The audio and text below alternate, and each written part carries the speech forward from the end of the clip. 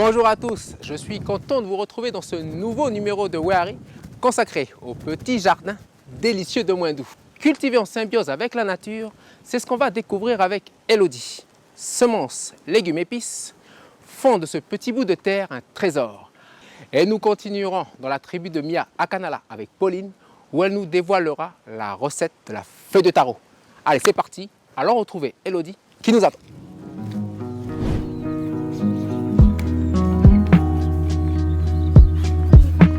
Bonjour Isaac, ça va bien? Tu vas bien? Qu'est-ce que tu fais? Les chouchous de pommes.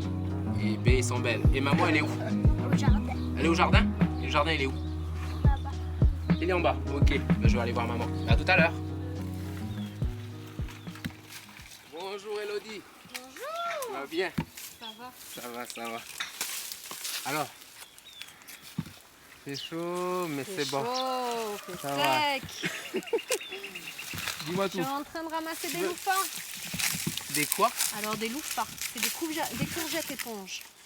Oh, Alors qu'on a plusieurs sortes. Moi j'ai une variété qui est assez longue. Et en fait ce qui est intéressant avec cette plante, c'est que tu peux la mettre à grimper un peu où tu veux. Sur des pergolas, sur des grillages. Elle fait sa vie, elle est très tropicale. Et ensuite, Mais elle se mange pas celle-là? tu la manges très jeune. D'accord. Tu la manges très jeune, un légume un peu à sauter avec d'autres feuilles, avec d'autres petits légumes sympas aussi. Ça a un goût vraiment à part Et pourquoi tu les as pas cueillis avant? parce qu'on en a mangé.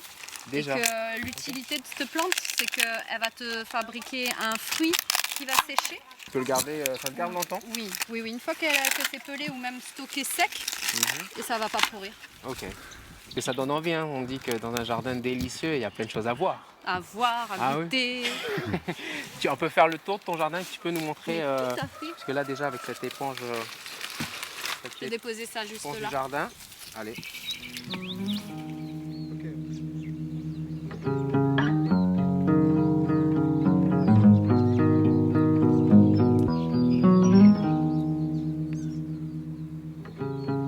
Et en ce moment, il fait chaud, ça va pour ton petit jardin?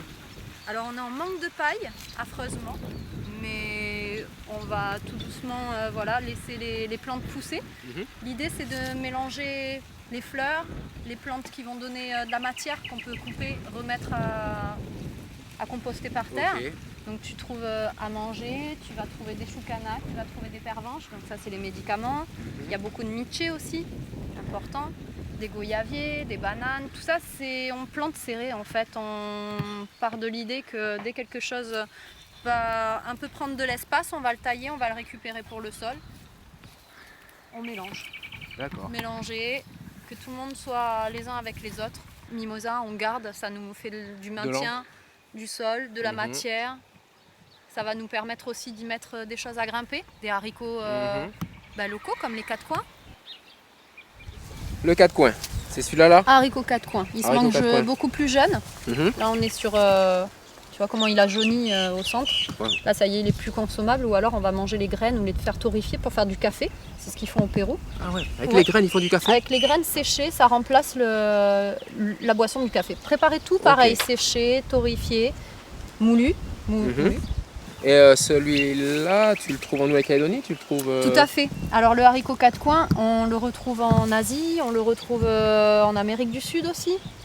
Et c'est un légume qui est assez vieux quand même, mais qui est très résistant. Et là, avec les périodes de sécheresse qui reviennent, le manque de paille et le manque d'eau, on commence à retravailler là des périodes comme ça, sur des choses qui sont beaucoup plus tropicales.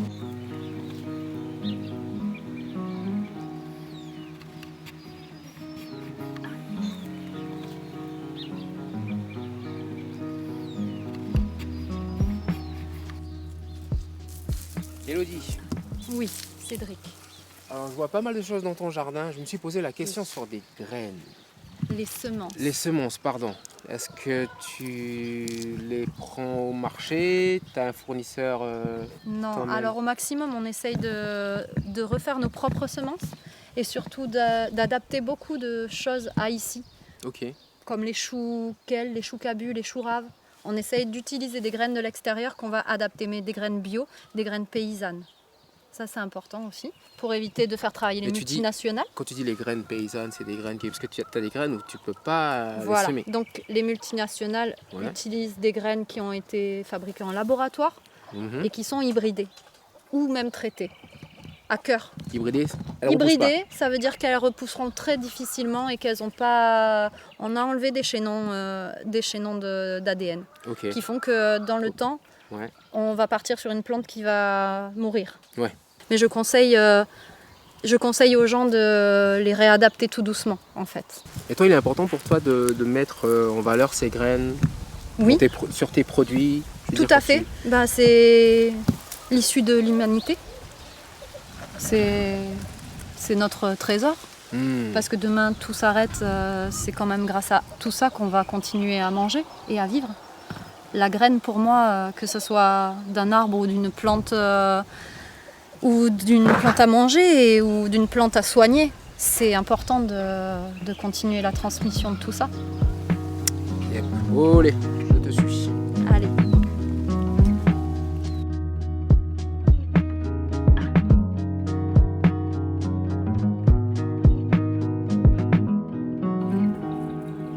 Là, on arrive sur la tagette.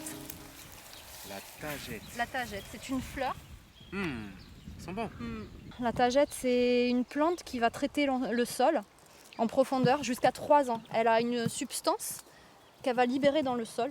Et Ouais. pendant 3 années, même si elle n'est plus là, pendant 3 ans, tu sais que cette substance va empêcher les nématodes de s'installer. Nématodes, c'est Les nématodes, c'est des petits vers, des petits parasites, des petits vers qui vont s'insérer par les racines et remonter dans les racines et loger ici, dans tes racines. Alors ça ne va pas tuer tes plantes, mais ça va les appauvrir, ça va te donner un rendement beaucoup moindre. Donc les ignames, les maniocs, les patates, c'est des choses qui sont premièrement touchées.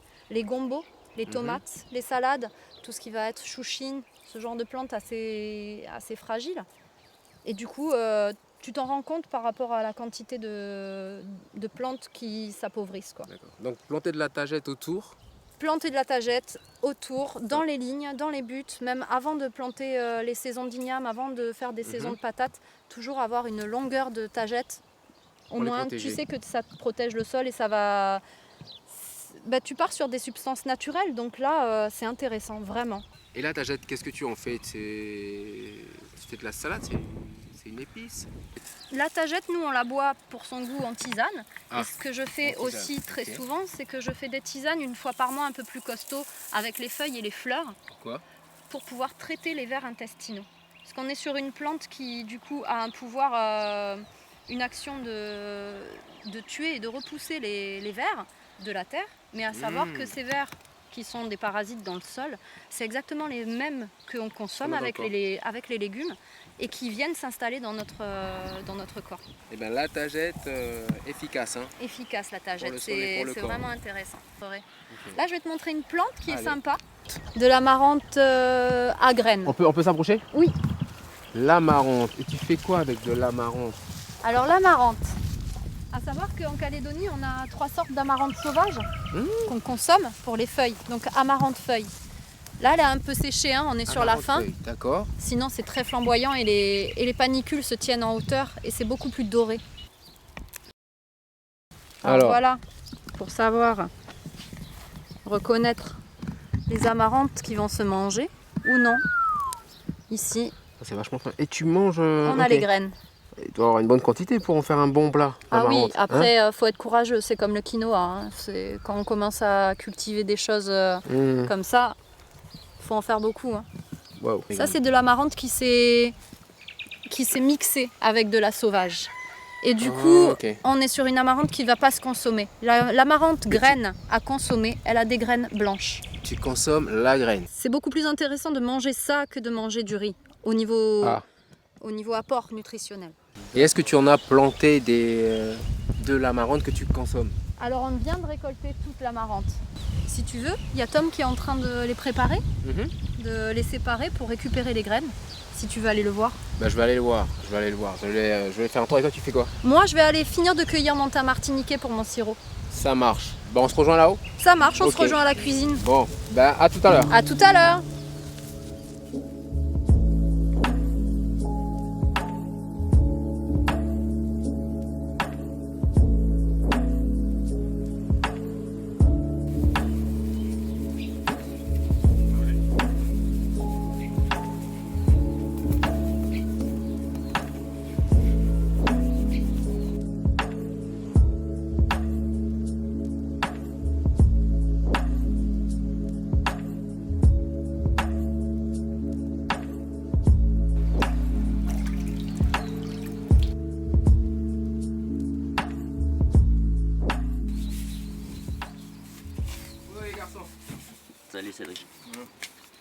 Il est bon? Et toi? Il est bon. Wow, attention, Et c'est de la pardon. neige. Ça va. C'est ça va. Ça va. Ok. Ça c'est de la marrante. C'est ça. Donc sur C'est ton ce visage, que- c'est toute la. C'est comme le café ça. C'est de la marrante toute la aussi peau de- sur mon visage. D'accord. Hein, c'est la Dis-moi comment ça se panicule. passe. Ouais. Alors en fait, tu as vu la plante tout à l'heure avec Dilo, je pense, dans le jardin. Oui, mais elle Et- n'était pas comestible. C'était Voilà. graines noires. Voilà. En fait, les amarantes, c'est ça, elles se divisent en deux grands groupes. Ok. Une partie qui a des graines blanches et l'autre qui a les graines noires. Celles qui ont les graines noires, on mange surtout les feuilles parce que les graines noires, elles sont hyper excitantes. Donc dans un premier temps, le but, c'est de récupérer des poignées de tout ça et de séparer en fait en frottant comme ça. Je vais essayer de séparer les graines des petites panicules qui sont Ça très légères, marche. très volatiles, que Ok. j'ai dans les cheveux par exemple. C'est ça. Non, ça se voit pas. Et une fois que c'est à peu près séparé, hop, Mhm. on va éventer doucement. Yes. Je peux essayer? Bien Je sûr. peux monter? Et tu vois apparaître en dessous les Ok, graines. toutes les graines. Attends, je t'enlève ça. Doucement, hein. Ah, tu peux y aller quand même, faut un peu de souffle. et voilà. C'est ça l'idée. Ouais. Merci beaucoup. Moi, je vous laisse. Je vais aller retrouver Elodie en cuisine Et ben ça marche. pour du thym, pour un sirop de thym. T'as martiniqué. Thym martiniquais. C'est ça. Ok. Bah, à tout à l'heure, les garçons. À tout Merci à l'heure. beaucoup. hein. Alors maintenant, un petit tour du côté de Canala avec Pauline dans la tribu de Mia, où elle est réputée, cette tribu, elle est réputée pour ses champs de taro et puis ce côté culinaire autour des feuilles, des tiges de taro. Je vous laisse avec Pauline et puis nous on se retrouve juste après avec Elodie pour son fameux sirop de thym martiniquais.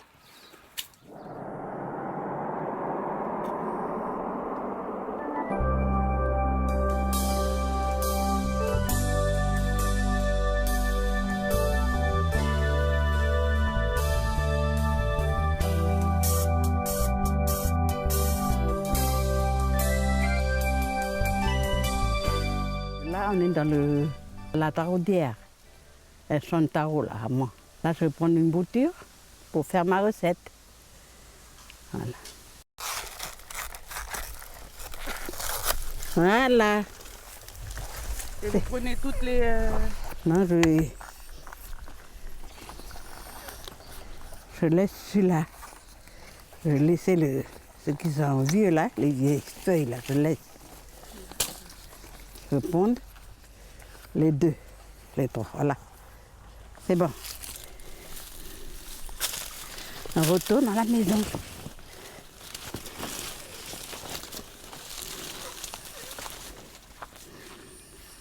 Les tiges avec les feuilles, c'est coupé 2 jours avant pour que ça soit bien fané, un peu fané, que la sève qui est dedans va sécher.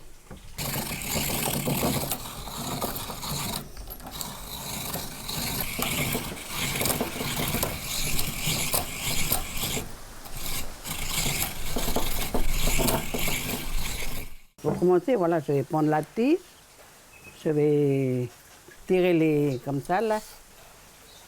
Tirer comme ça pour faire propre la tige, là.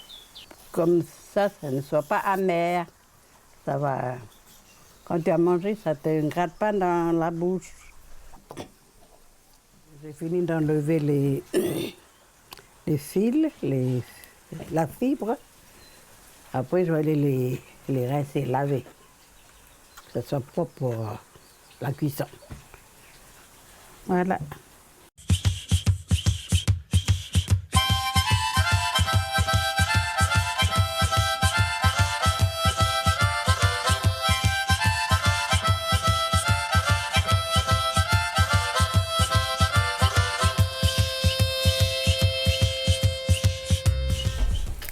Après, je vais faire les feuilles.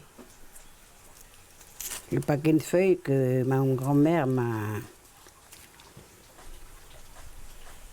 appris. Je prends déjà, voilà, 2 feuilles. Hein. Voilà, tu vois. C'est prêt déjà. Je mets l'autre comme ça. Voilà. De temps en temps, tu as besoin de manger, tu vois. Si tu veux toujours manger les feuilles de taro. comme la tige et tout ça. Ici, dans cette tribu, c'est l'aliment qui est, on va dire, priorité, comment dire, on a toujours besoin de manger la feuille de taro. Ici, dans la tribu, comme on cultive le taro. Nos vieux faisaient le taro d'hier avant, hein, dans le temps. C'est ça qu'on mangeait toujours, c'est que les feuilles de taro. Sinon, la feuille de chouchou, la feuille de citrouille, ça vient d'arriver, hein, mais on mangeait ça avant dans le temps avec nos vieux, nos parents. Là, ma grand-mère m'a appris. Mon mari, il est parti, mais on mangeait que ça. De temps en temps, pendant les fêtes, c'était toujours ça, là.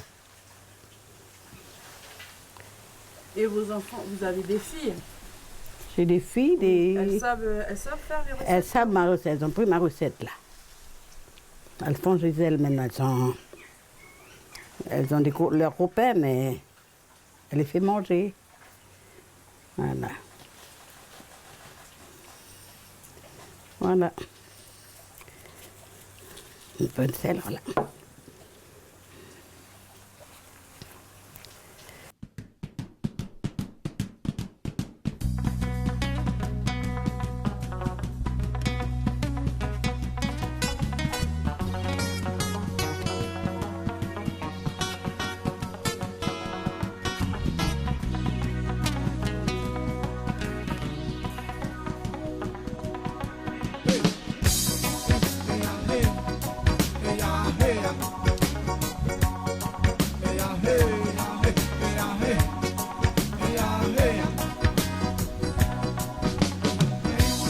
Je mets les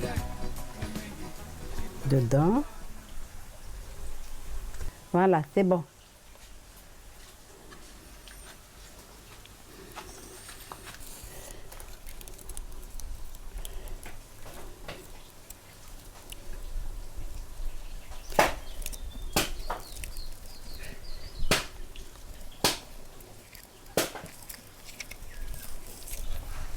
Je vais laisser bouillir 1 heure, cuire. Quand ça sera cuit, pendant 1 heure, je remets du lait de coco. Après, c'est bon à manger.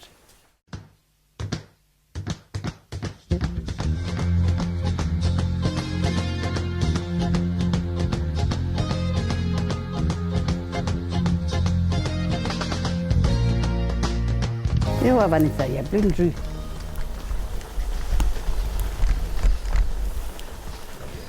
T'as vu? Là, je verse le lait de coco.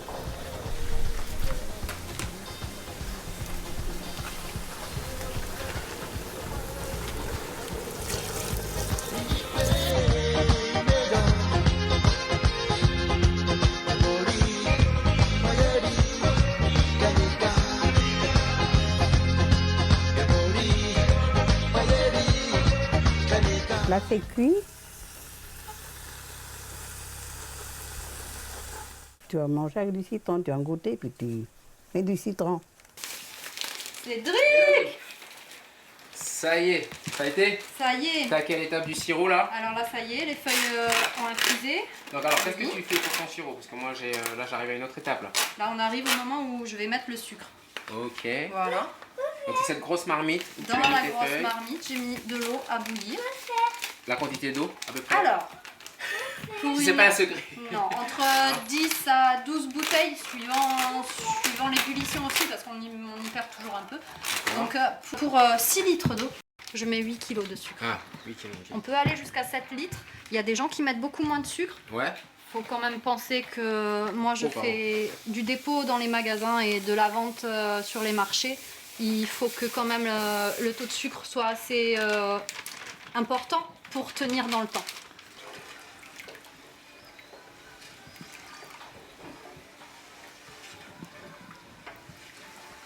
Une fois qu'il est dissous, on peut couvrir et remuer 1 à 2 fois, c'est pas grave. Maintenant qu'il est bien dissous, c'est pas important, il va prendre. Ok. Voilà. Voilà lui. Elodie, j'ai entendu dire que tu faisais du Kombucha. Oui, du kombucha. Qu'est-ce que c'est le kombucha? Alors le kombucha, c'est une boisson vivante. C'est un champignon. Ah. C'est un champignon, on ne sait pas au jour d'aujourd'hui d'où il vient, mais c'est le peuple mongol qui le portait au départ, Ouais. dans les voyages, quand on avait encore beaucoup de peuples nomades. Le peuple mongol l'avait dans les sacs. Et en fait, c'était une boisson qui buvait pour apporter des probiotiques, des vitamines, des minéraux. C'est un médicament. Je le vends et je le fais consommer comme étant un remède. Ok. Est-ce que tu en as avec toi pour qu'on puisse voir? Tout à fait. Alors, tu le touches pas. Ok. C'est des disques en fait. Elles poussent par disque. Donc là, tu as la partie qui est toute neuve, bien blanche. Et quand tu regardes en dessous, tu as le champignon qui a poussé et qui a plusieurs mois. Et au fur et à mesure du temps, tu te retrouves avec des champignons couches comme ça, qui ont fait des couches. Voilà, Ok. tout à fait. Donc on est vraiment sur quelque chose qui est vivant. Toutes les bactéries et les levures vivent sur elles. Mhm. Mais si la mère de kombucha n'était pas là, ces bactéries et ces levures ne pourraient pas vivre. On est vraiment Ok. sur une symbiose. D'accord.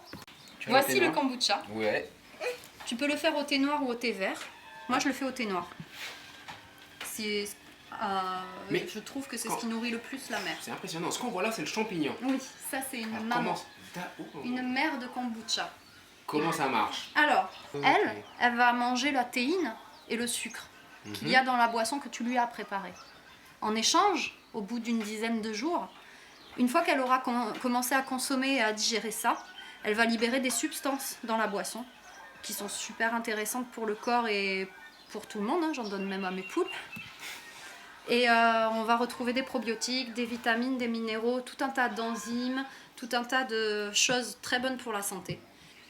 Donc il faut y aller mollo. Quand on ne connaît pas, c'est bien d'en boire un petit peu pour voir déjà l'effet que ça a sur chaque individu. D'accord, mais tu le prends un verre le matin, un verre l'après-midi. Tout à fait. Des fois, moi, je peux en boire 1 litre en 1 heure parce que j'ai ressenti le besoin. C'est ce que j'explique aux gens quand je leur vends. C'est beaucoup d'intuition aussi et beaucoup d'écoute de soi. D'accord, ok. Voilà. Ok. Tu penses je peux goûter un... Bah oui, Ça me donne envie de goûter, wow, parce que Allez. champignon. je l'arrange. Allez, tu vas me goûter le kombucha. Thanks. Alors. Olé. Olé. Un peu chargé celui-là. Un peu chargé.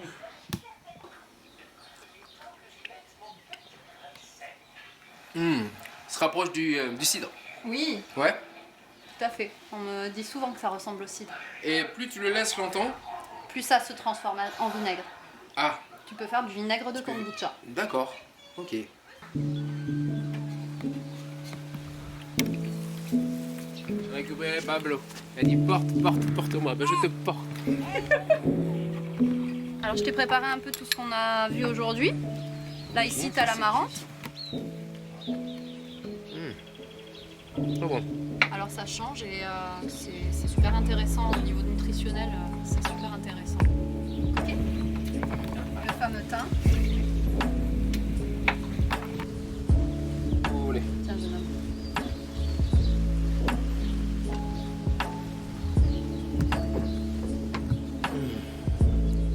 Il est bien bon le sirop là. Eh ben, félicitations hein, pour ce que tu fais. Merci. Je me suis rendu compte que c'est vachement une relation avec la terre, une relation avec la nature, une vie un peu je sais pas, dire en autarcie, parce qu'on peut pas... Ah non, non. un peu une autonomie. J'ai besoin du système pour vendre mes produits Ouais. quand même. Hein. Je fais partie un peu de tout ça aussi. Mais on est arrivé là, ça a été un déclenchement, un choix de vie. Un choix de vie et puis c'est aussi la chance d'avoir grandi ici qui m'a montré les choses importantes, les choses essentielles.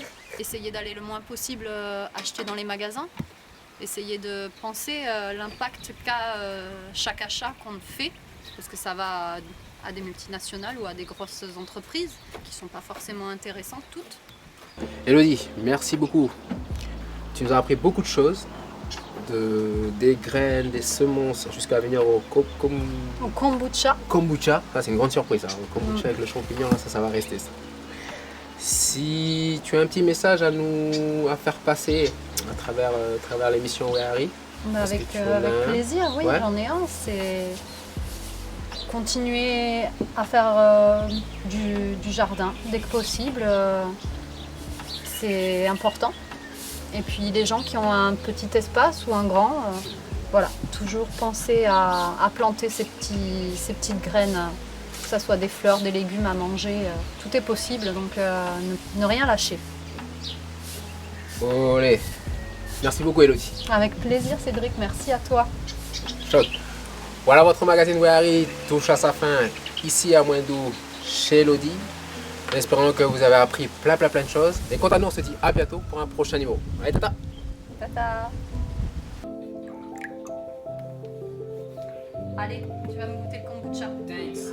Alors, Celui-là, c'est les fins de cuve qu'on garde pour la maison. ok, Ils sont très chargés. Oh, les fins de cube, très chargés.